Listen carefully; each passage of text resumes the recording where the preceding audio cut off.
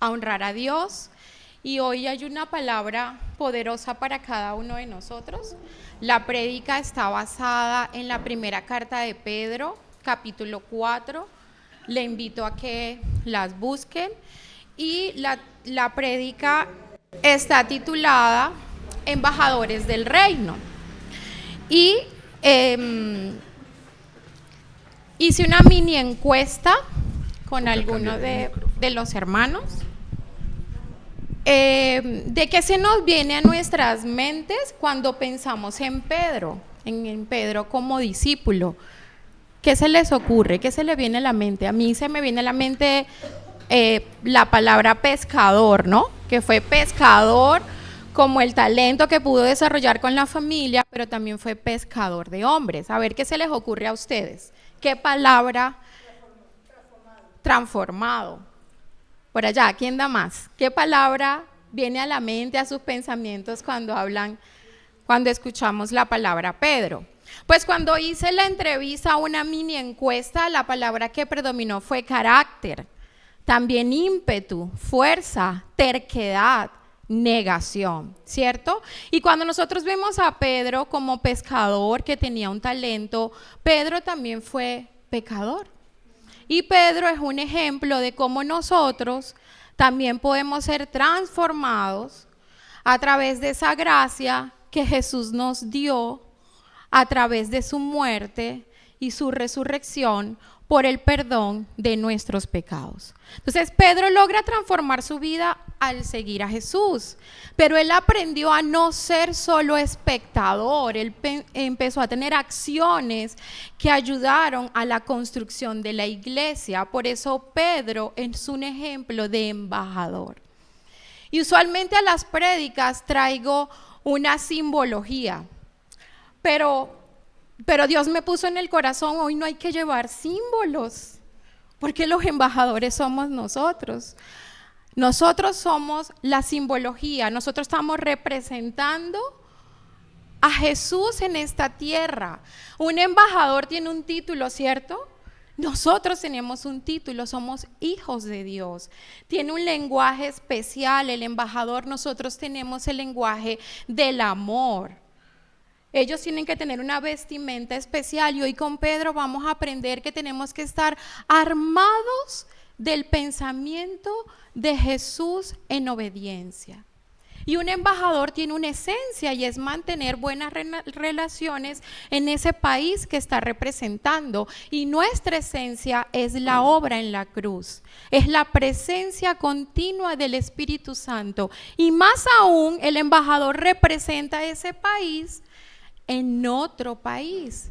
Nosotros estamos representando a Dios en la tierra. Segunda de Corintios 5:20 nos dice, enviados para hablar en nombre de Cristo. Escuchen esto tan hermoso, como si Dios estuviera llamando a la gente a través de nosotros. Esa ofrenda de amor que cantamos ahorita somos nosotros siendo embajadores del reino en la tierra. Leamos primera carta de Pedro, capítulo 4.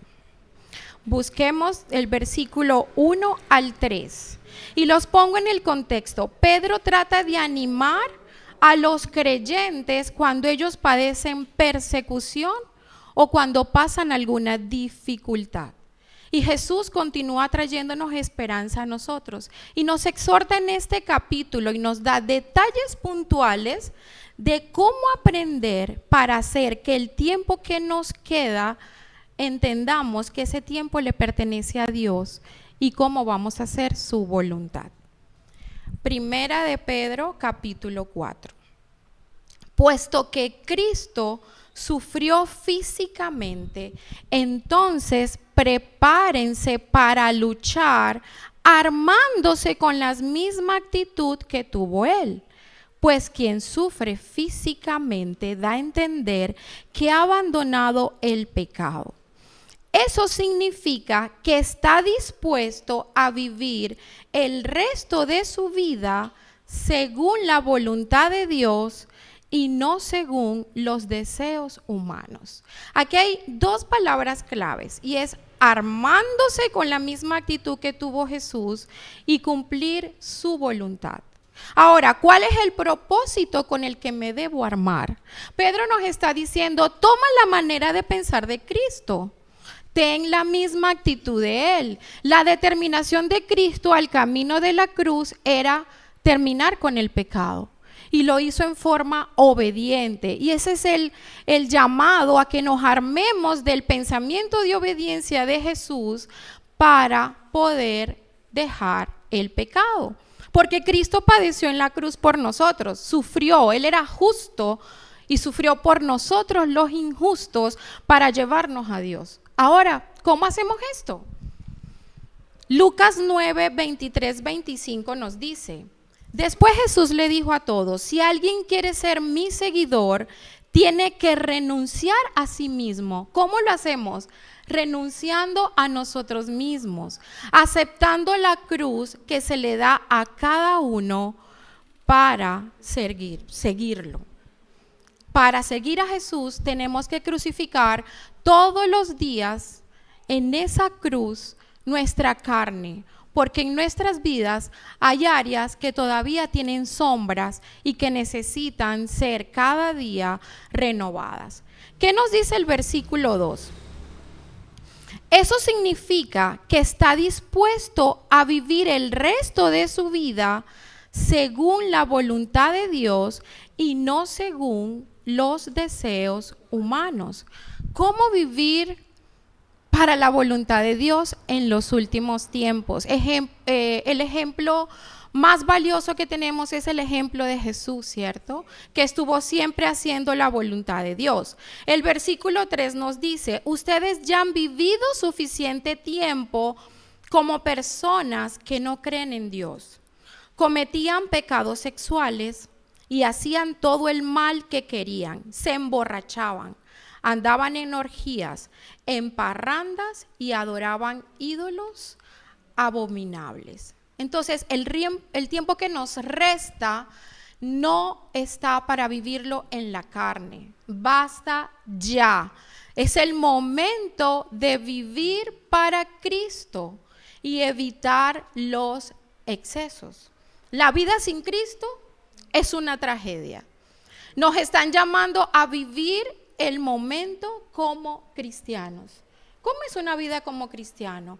Debemos de vivir la palabra, entender que la palabra esa Biblia es la palabra de Dios, la que nos conecta todos los días, pero si no la leemos, no vamos a entender. Cada día aprendemos a vivir como Jesús. Nosotros debemos ser iglesia en cada punto donde vayamos. Nosotros debemos de permanecer todo el tiempo pensando como ejemplo teniendo a Jesús. Que nosotros estemos transformados como Pedro de adentro hacia afuera. Busquemos ahora el mismo capítulo 4, vamos a leer el versículo 7. Y para hacer la voluntad de Dios, en lo que nos queda de tiempo, debemos ser obedientes a la palabra como verdaderos embajadores. Leamos el versículo 7. El final de todo está cerca, así que manténganse sobrios y sepan controlarse, eso los ayudará a orar. O sea que la primera tarea que nos deja Pedro para hacer la voluntad de Dios es orar.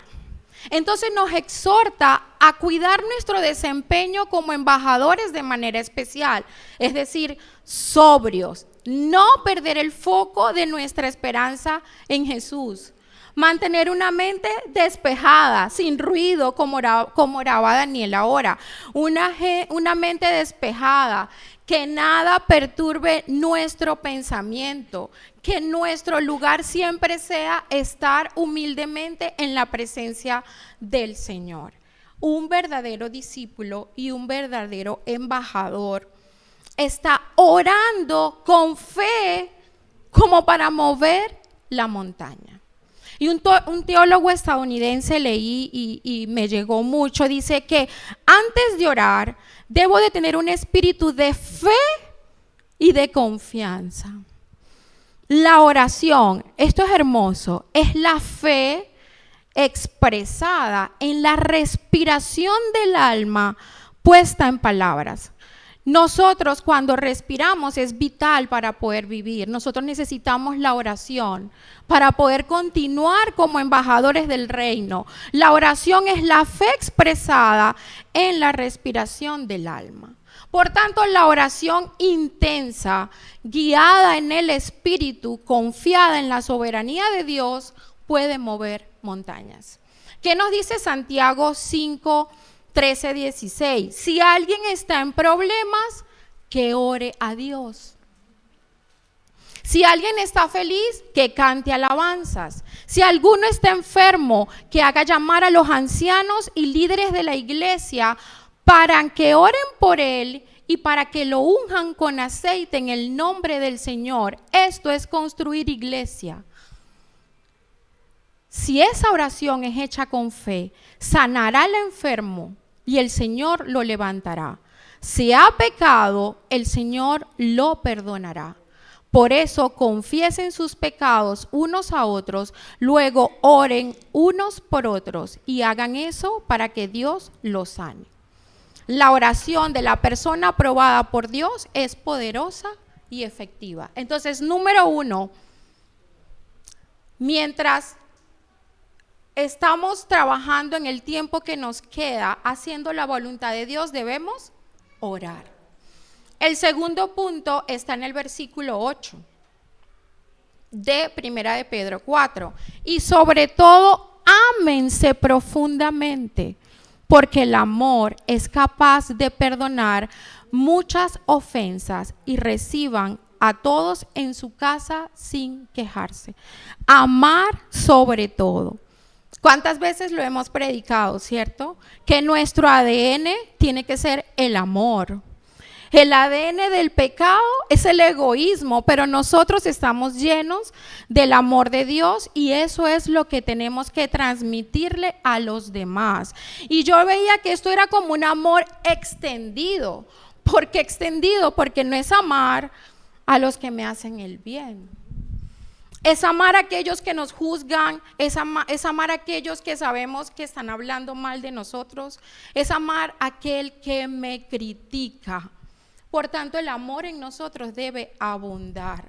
Cuando hay ofensas pequeñas o ofensas muy grandes y hay un amor abundante, nosotros la podemos pasar por alto.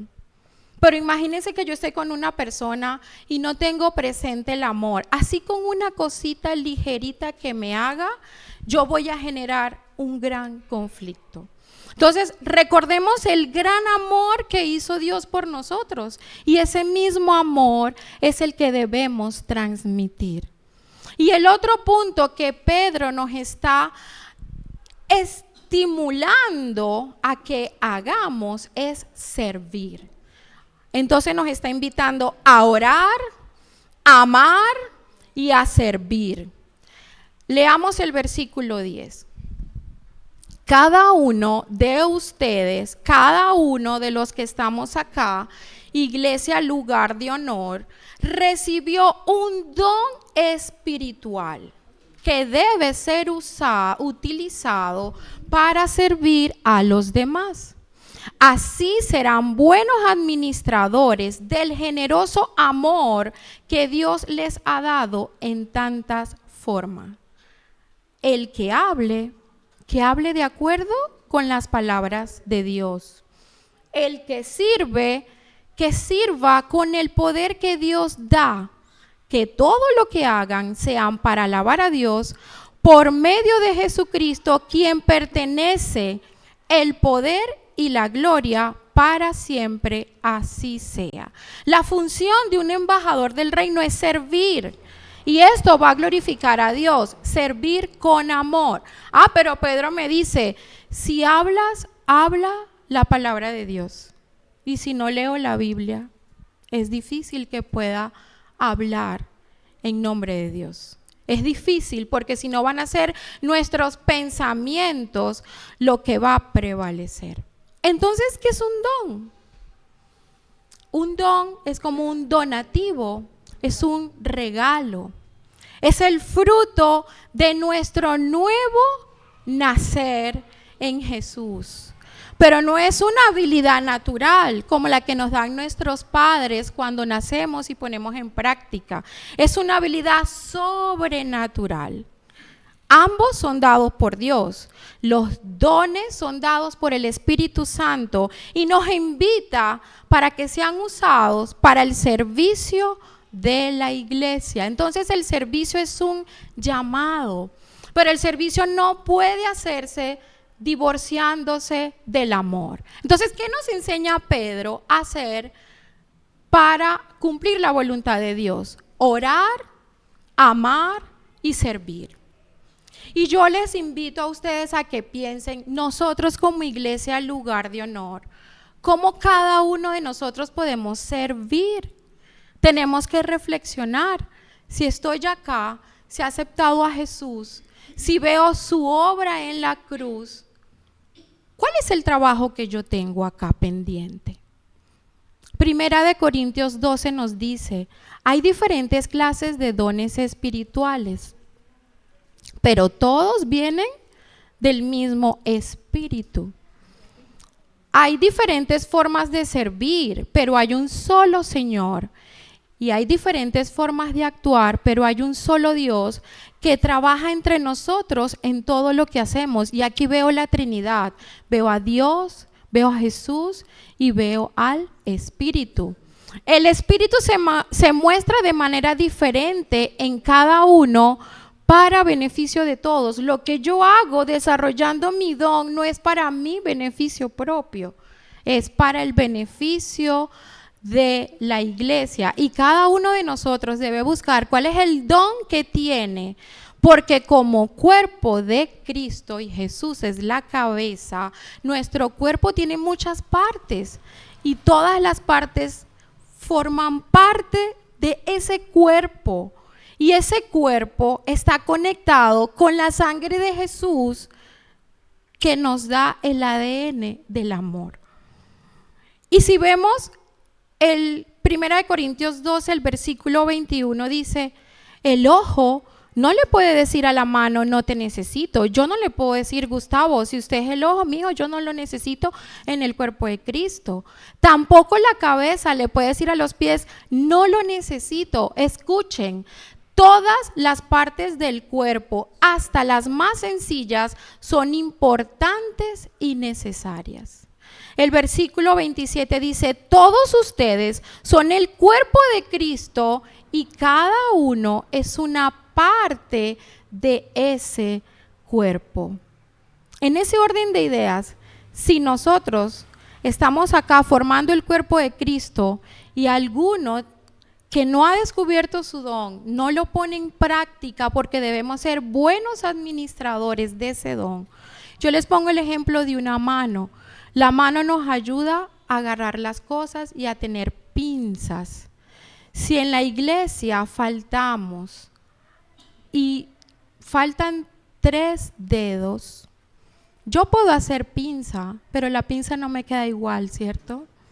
Eso está pasando cuando nosotros como embajadores del reino no cumplimos con el don, con ese regalo, con esa gracia que Dios nos está dando. Nosotros como iglesia vamos a hacer la pinza, pero nos vamos a cansar y vamos a cargar a nuestros pastores. Y la iglesia, para su edificación, el trabajo no es solo de los pastores. Primera de Pedro 5 nos dice el versículo 2, a los pastores les dice, les ruego que cuiden el rebaño de Dios que ha sido puesto bajo su responsabilidad. No lo hagan por obligación, sino de buena voluntad, como Dios quiere. Y nosotros hemos evidenciado que nuestros pastores lo hacen con amor.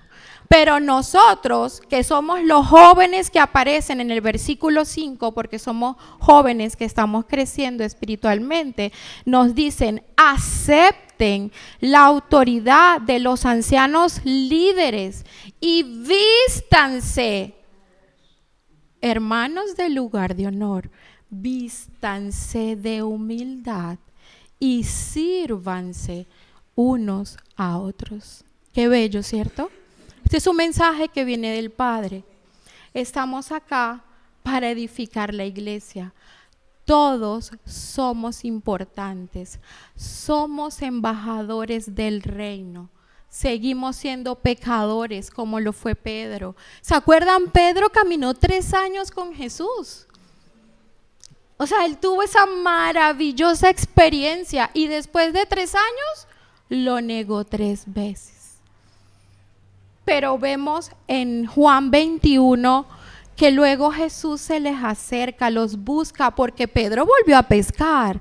Pedro volvió a pescar porque no estaba seguro del don que él tenía. Él volvió a pescar y Jesús lo fue a buscar. Y Jesús le volvió a ofrecer un hermoso y rico desayuno, peces y pan. Pedro pecó, nosotros también.